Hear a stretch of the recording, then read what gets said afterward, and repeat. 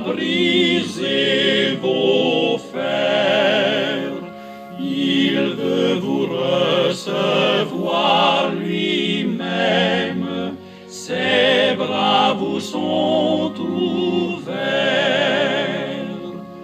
Oh, quel beau jour, Sauveur fidèle, quand nous appuyons sur ton bras, dans la demeure paternelle, nous porterons nos pas.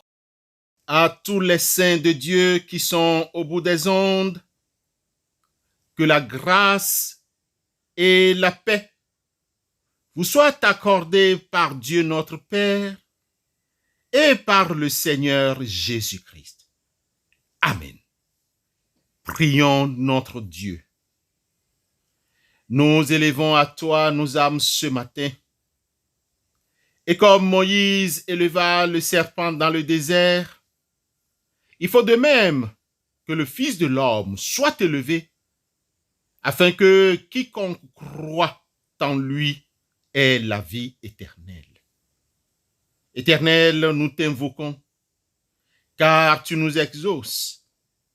Nul n'est comme toi parmi les dieux, Seigneur, et rien ne ressemble à tes œuvres. Toutes tes créatures se prosternent devant ta face. Tu es grand, tu opères des prodiges. Toi seul, tu es Dieu. Que ta volonté soit faite sur nous. Opère un signe en notre faveur. Au nom de Christ, notre Rédempteur et Sauveur, éternel Dieu, nous te prions. Amen. Viens à Jésus, il t'appelle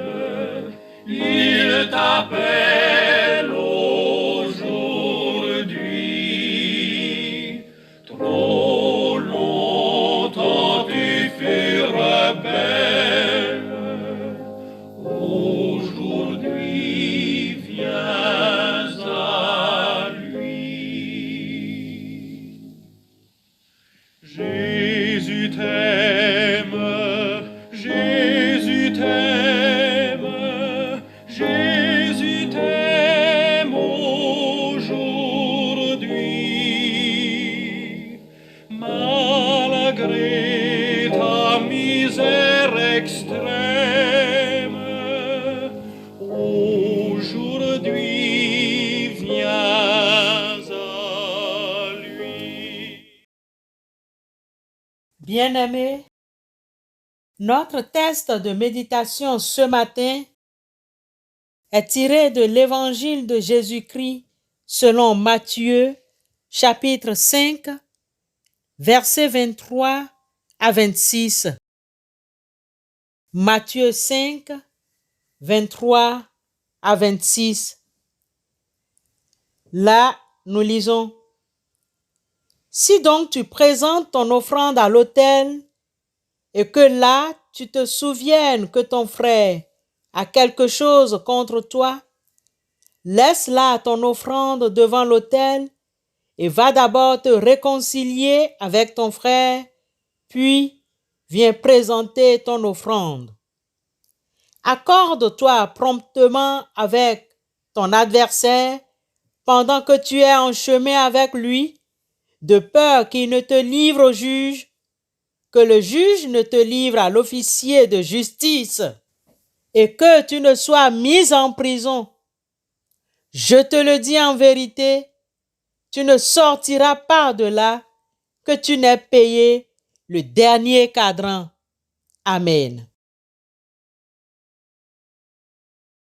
Bien-aimés dans la foi, l'évangile de ce matin nous présente un plan de réconciliation entre nous les humains.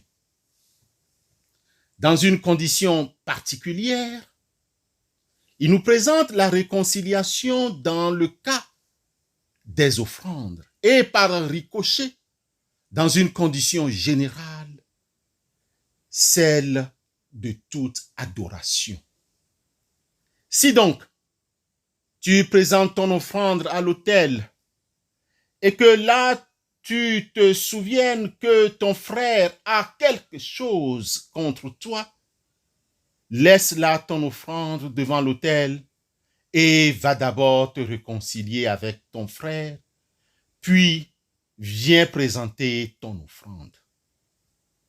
Oh, sacrifice et offrande, comme il en est question. Il est question des présents en nature ou en espèces. Présents offerts à Dieu pour lui montrer qu'on veut le remercier ou que l'on reconnaît avoir commis une faute et que l'on souhaite retrouver de bonnes relations avec lui. Souvenons-nous qu'à l'époque d'Abel, les humains se sont mis spontanément à faire diverses offrandes, dont des sacrifices d'animaux. Lisez à tête reposée Genèse 4, le verset 4. Par la suite, l'alliance de la loi de Moïse a rendu obligatoire ces offrandes et ces sacrifices.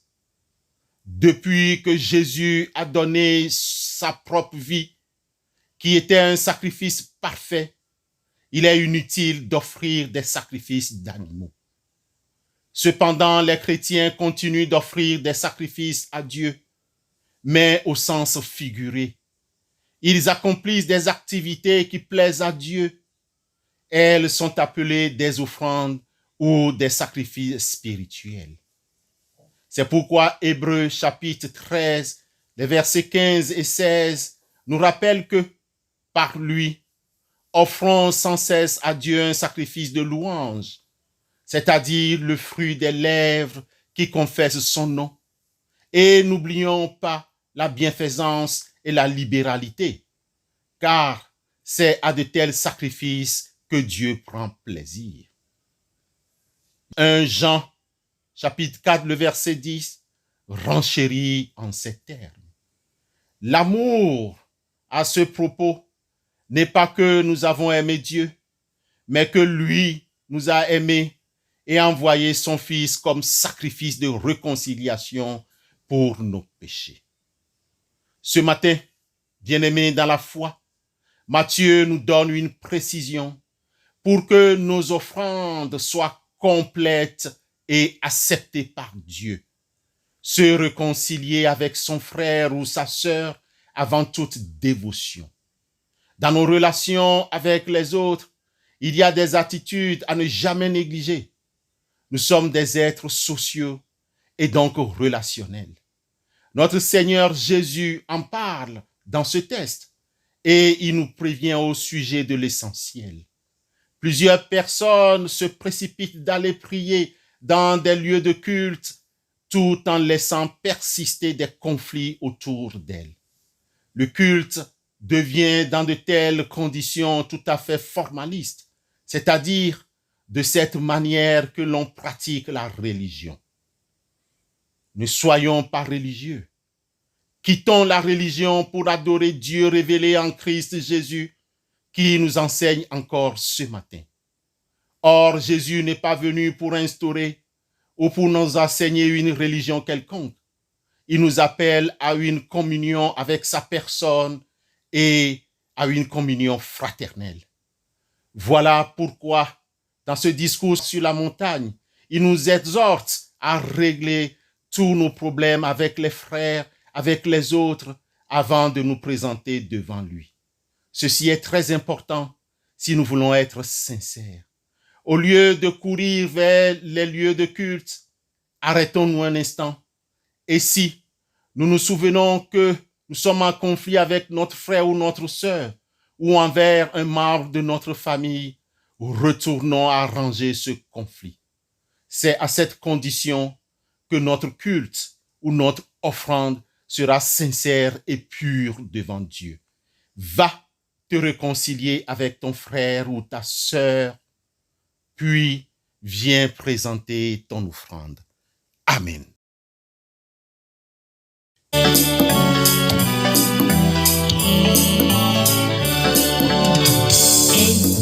c'est l'appel du berger. C'est ce bébé en danger. Il les appelle avec amour, espérant toujours leur retour. Aïe aïe aïe, aïe aïe aïe, aïe aïe aïe.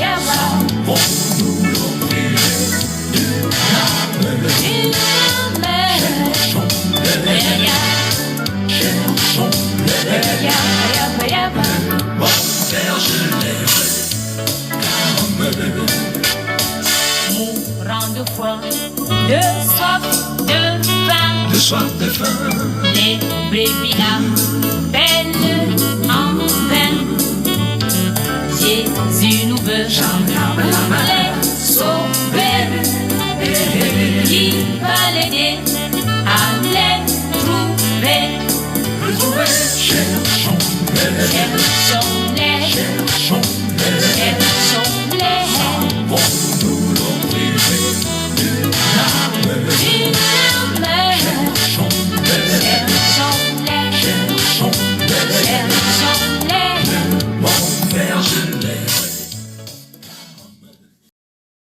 Prions Dieu. Éternel Dieu, comme le psaume 119, verset 105, nous l'enseigne. Ta parole est une lampe à mes pieds et une lumière sur mon sentier. Permets que celle que nous venons d'entendre soit gravée dans nos cœurs. Esprit Saint du Dieu vivant, dans la maladie, la fatigue, le repos, dans la chaleur, dans le froid, dans les pleurs, donne-nous un réconfort.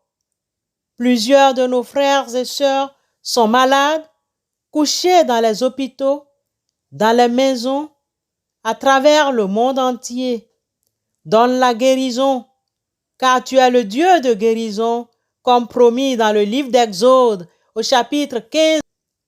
De même, Éternel Rapha, Éternel Dieu qui guérit, tu as dit dans ta parole, dans Exode 23, 25, que vous servirez l'Éternel votre Dieu, et il bénira votre pain et vos eaux, et j'éloignerai toute maladie du milieu de vous. Nous t'en supplions, éloigne de nous toute maladie, de quel nom que ce soit, au nom de Jésus-Christ de Nazareth qui guérit et qui sauve. Bénis nos pains, nos os, bénis nos mains. Ô lumière du monde, vrai Dieu de vrai Dieu, bienheureuse espérance, envahis profondément le cœur de tes enfants. Sans ta force, il n'y a rien dans l'homme. Il n'y a rien qui soit sans faute. Lave ce qui est souillé, mouille ce qui est aride, plie ce qui est rigide, réchauffe ce qui est gelé, redresse ce qui est courbé. Donne-nous le don de force, afin qu'aucune peur ou considération terrestre ne puisse nous arracher à toi. Au nom de Jésus-Christ, notre Rédempteur, écoute-nous. Amen.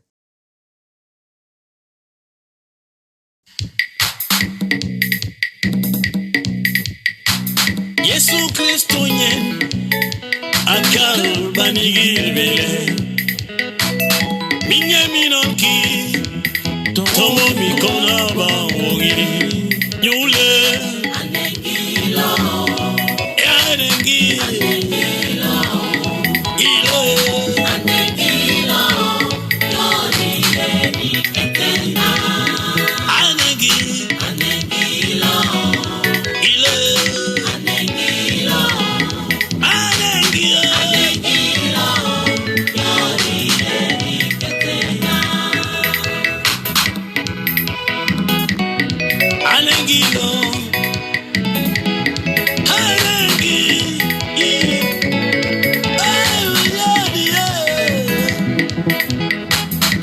Okoa ikola ba. C'est ça Parkes. Ayen teble ni bani gilbe. Ayentebe. Nyabole abol mem gerankola. Le meme chola be. Abi yankora. Ibole jena nyuyen ini. Ayo kiri bodo. Ibole nyolo machil mema. Yule.